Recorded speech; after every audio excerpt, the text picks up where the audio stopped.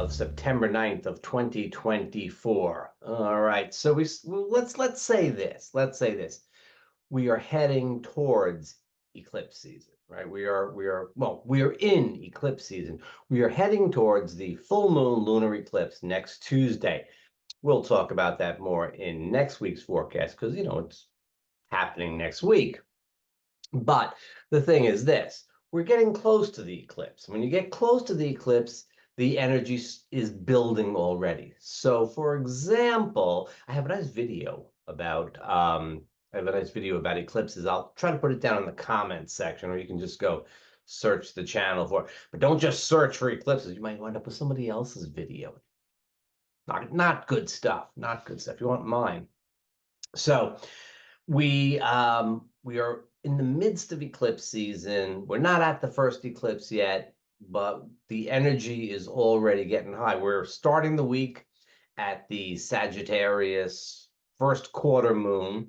It's an active period of time. We're coming out of last week's new moon, that new moon in Virgo. Did you set your intentions? Did you make a little to-do list for the end of the year? Did you start eating healthier and, just living healthier? Just do it a few weeks of Virgo season.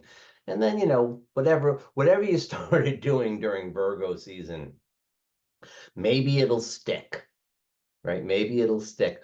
Or, maybe it doesn't, but at least you got a few weeks in of little different lifestyle. It's good. Once in a while you can go do a juice cleanse or something like that, if you're inclined. But it's a good time to get started on that. Anyways, but it's hard to, isn't it? It's hard to be restrained. It's hard to have that Virgo restraint when the moon is at the first quarter and in Sagittarius, and we feel that energy. That's one thing. And when we're heading into eclipse season,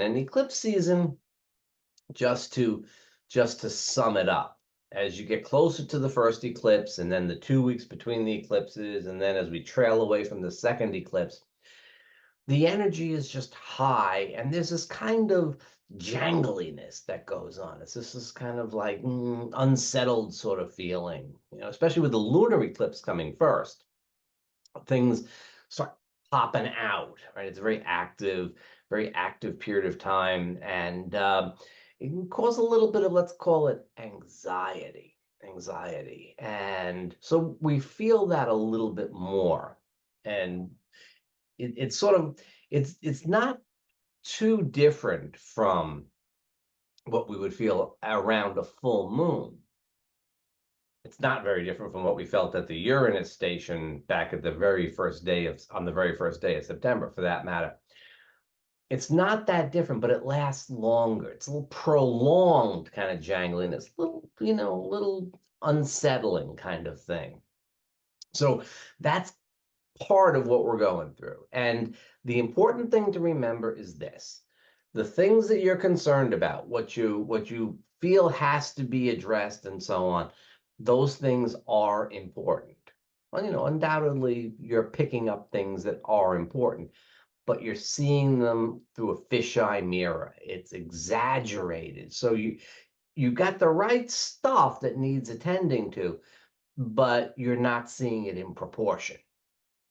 I mean, as a rule, maybe you are, maybe it is a big disaster, but try to think about it as it not being that way. Okay, so that's sort of the background vibe for this week, and to be honest, next week and the week after and most of the week after that. It is the background vibe of eclipse season. Very good for business as an astrologer, to tell you the truth. But we have specific events going on this week that are worth paying attention to as well. First of all, Mercury gets back into Virgo, his home sign, one of his homes, his second home of Virgo, and will start to get to the point of clearing the shadow of his retrograde, which means problems that may have started way back in July, mid-July, and coming forward have a chance of being resolved now. So if you have some sort of paperwork, technology, communication, transportation issue that has been not working out, don't lose hope. This might be the time, one final push, and maybe things will turn out right this time around. Just a thing to keep in mind about Mercury. Certainly going to be happier once he gets, and that's going to happen. I'll just tell you, it happens on Monday that he gets into Virgo. All right, so this is a little bit of a shift. Should help communication on a collective level. If you can give some facts, and well, actually on the collective level, on our personal lives too, if you can give some facts to support your argument, it would be good. When Mercury was in Leo, a really well presented idea will work. Mercury in Virgo, you should have a few facts to back it up. Okay, that's another consideration. But if you've been struggling with Mercury retrograde kind of stuff, this might be the week where things get a little better. Next up, though, we have a nice kind of combination that's going on here on Thursday and then going through to Sunday. First of all, we have the sun in Virgo squaring Jupiter in Gemini. Now, the sun's not exalted or anything like that in Virgo. It gets along okay. Jupiter's not so happy over in Gemini, but the sun and Jupiter get along really, really well together. And Sun Jupiter aspects will give you a little bit of confidence, a little bit of extra energy. So it's very, very strong. We'll be feeling this all week too, but it's very strong. I gotta say, like Tuesday, Wednesday, Thursday, really, really strong energy, and also a bit on Friday. Say Wednesday to Friday is kind of the core time for the whole thing. It's good if you've got something to do. If you want to launch your project that you have that you put on your to-do list at the Virgo new moon, good time. Really, this whole week is a pretty good time for that. Get a little extra confidence, and it's sort of say we can work with the details. The big picture. Jupiter and the sun are really about the big picture. Gemini and Virgo are helping them to stay a little bit more focused, let's call it, and to deal with things on a little bit more practical level than the sun and Jupiter might otherwise be inclined to deal with them. So let's look at that as being kind of positive. Again, a great time to launch projects, new projects, anytime this week. We got Mercury getting out of his shadow. We have the sun square Jupiter. Squares are, technically speaking, difficult aspects or challenging aspects or hard aspects, but Sun and Jupiter, they're on the same team. They get along too well to really cause much trouble. All right, some people, some folks, not you. Some people are going to get a little full of themselves, right? Some people are going to get a little full of themselves. Sun, Jupiter, Sun, if we think of Sun as being sort of ego energy on one level. It's not the best way to describe the solar energy, but on one level, it is kind of an ego, and Jupiter expands things. And so it's a little bit of, you can get a little full of yourself. You can be a little extra. You can be, I can see this is the kind of thing where people could really go off and pontificate about stuff. I'm not doing that now. But you would get a little bit of that kind of energy in there. Also, too, Sun, Jupiter, the one little caveat for all of us, including you, is this.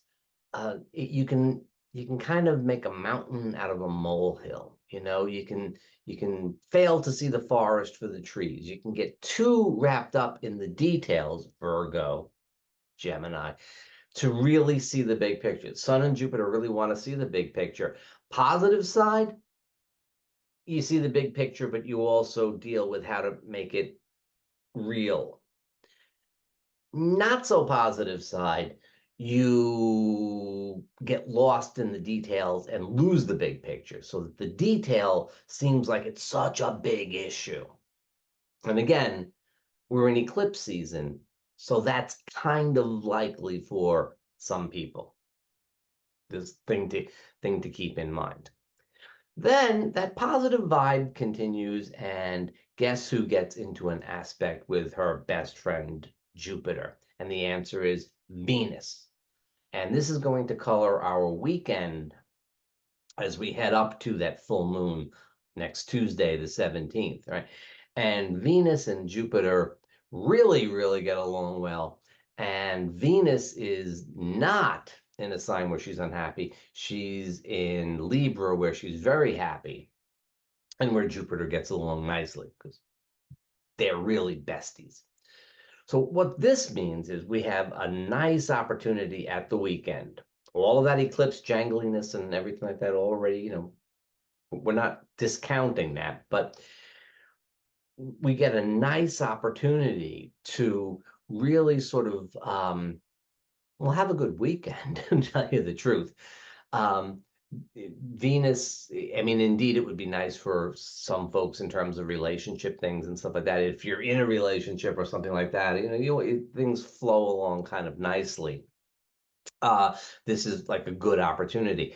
But socializing in general, particularly things that are a little bit more formal, socializing that has a bit of a structure to it, would work well. Venus in Libra likes to be, follow the rules, know which fork to use type of thing.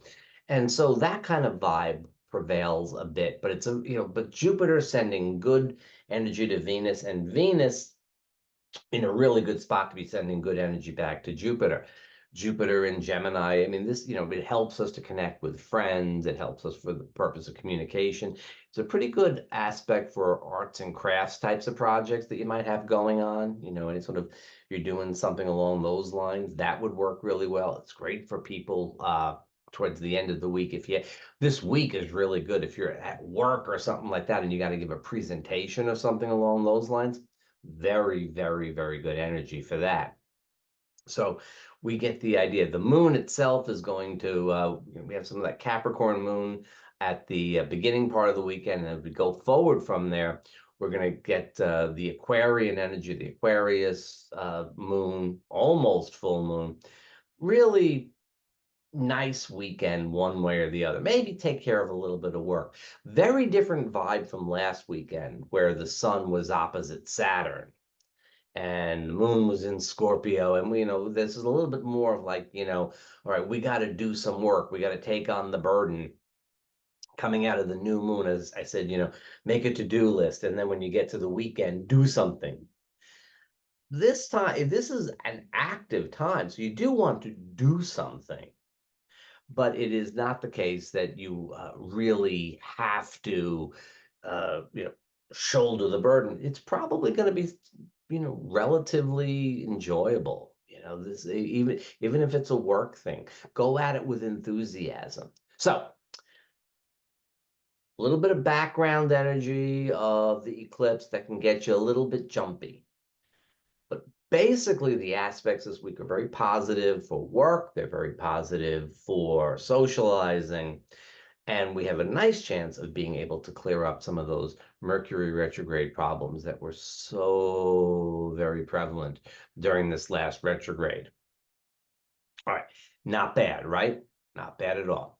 I'll see you next week for the forecast that will include the lunar eclipse in all its excitement.